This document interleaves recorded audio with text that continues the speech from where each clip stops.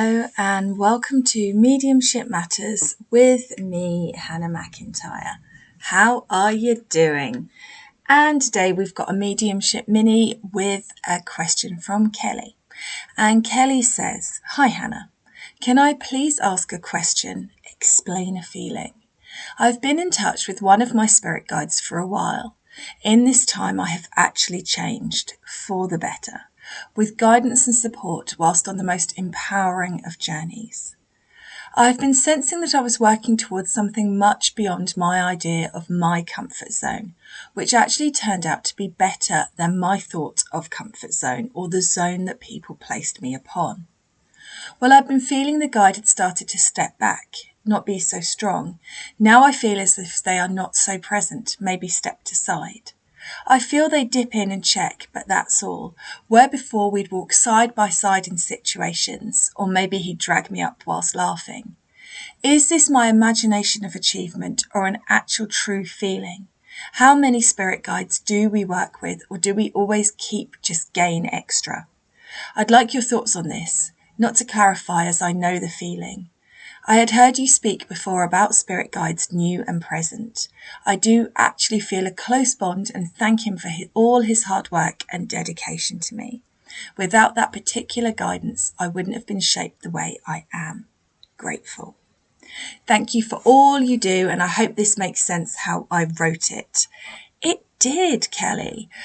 So, it's an interesting thing, isn't it? There's lots that I want to talk about in response to this. So first of all, I want to say, I think it's one of the big ironies of mediumship development that once we start to accept that they're there, it's like we feel them less. Recording my first spirit stories for you guys last week has really reminded me of the magnitude of events that occurred right at the beginning of my unfoldment. But I don't get that same level of magnitude and wonder now.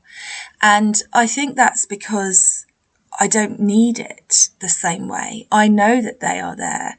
And because I know that they are there, it's a simpler, more natural relationship. Now, it's a funny thing because at the moment I keep asking them to show me that they're there and I'm just getting radio silence. And I know that this, for me, is about trust and faith that they are with me and not expecting the spirit world to disempower me by constantly proving their existence. So I think there might be a little bit of that going on. They're still there. He's still there when you call to him because he's still with you. He hasn't really gone anywhere.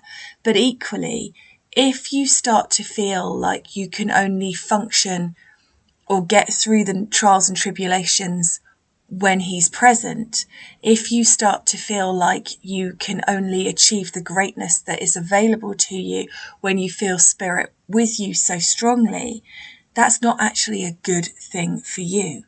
So you're moving into what I would call the grown-up phase of spirit communication, which is knowing that they are there, and if you need them, they will pull out all the stops and be there with you in a moment. But in the meantime, you have to trust that they are there, but also find that motivation to keep pushing forward within you. And that's really, really important. So you talk about being picked up off the ground. Well, spirit might have cheered you up there and on there, but they are not the ones that picked you up. You picked yourself up. So there becomes a point where they want us to start accepting our own power and our own light. So that's basically what I think is going on with you. And I think we have a huge number of spirit guides. But equally, I still think that they're part of the oneness. So it's kind of hard. I think they take the individual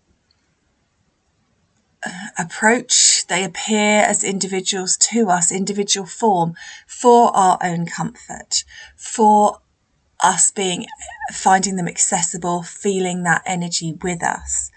And so it's not that they really are individual. I think we are communicating with source overall. So they will take as many individual forms as you need them to for your comfort.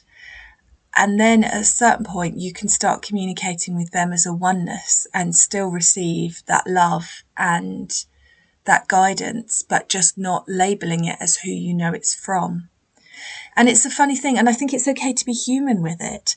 Sometimes I just accept I'm getting information from the oneness and I don't know where it's coming from. It's just direct from source.